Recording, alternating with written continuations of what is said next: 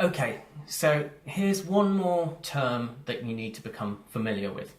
And this is quite simple actually. The concept of non-exclusive and exclusive music libraries.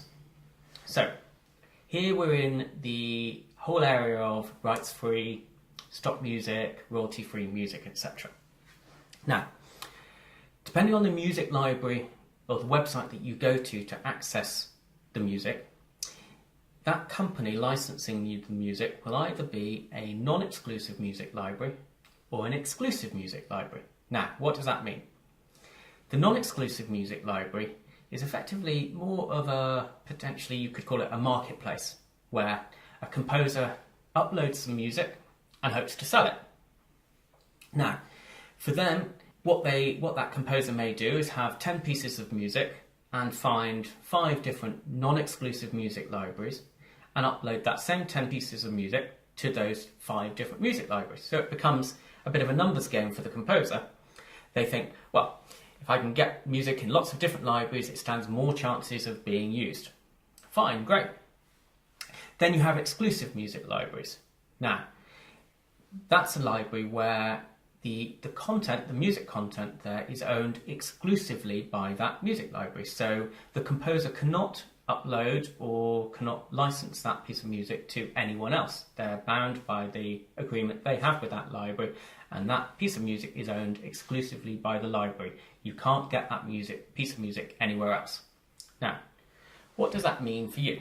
Not too much, and feel free to use both. You may well find that the selection of music in a non-exclusive music library is a lot larger, because if you think about it from the music library's point of view, it's a lot easier to collect and aggregate an awful lot of non-exclusive music as opposed to trying to do individual deals with composers for music which is restricting them in terms of where they can exploit their music. So, non-exclusive music libraries, potentially hundreds of thousands, maybe millions of tracks in there.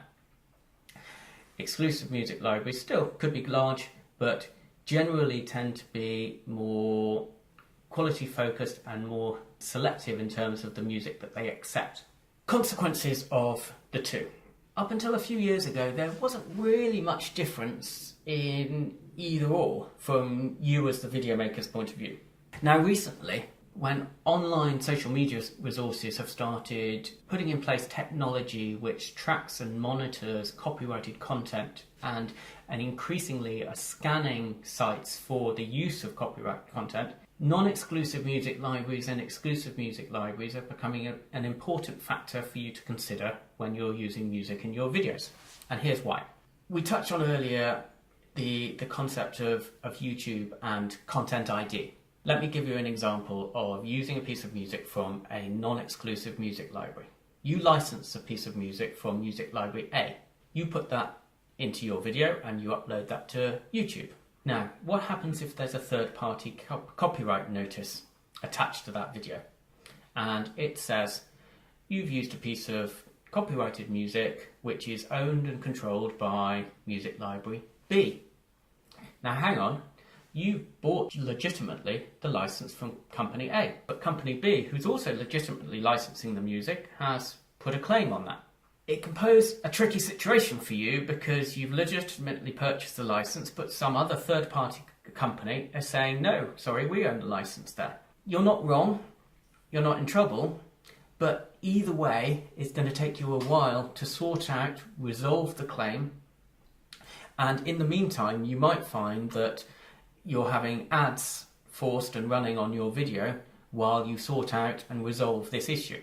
One of the ways you can get around this is to look for exclusive libraries, because then you know that if you do receive a third-party matched copyright notice, you know that you have one entity to come back to say, hi there, legitimately purchased the license from you, can you please lift this claim? And that company generally should lift that immediately for you. All you're really doing there is making sure that you have a clear path to the person that you've licensed the music from. Again, as I say, choose which one you like. There isn't a huge amount of difference, but do look in the small print and it'll be in there to say whether the music is owned by that entity exclusively or non-exclusively, and it's something for you to bear in mind.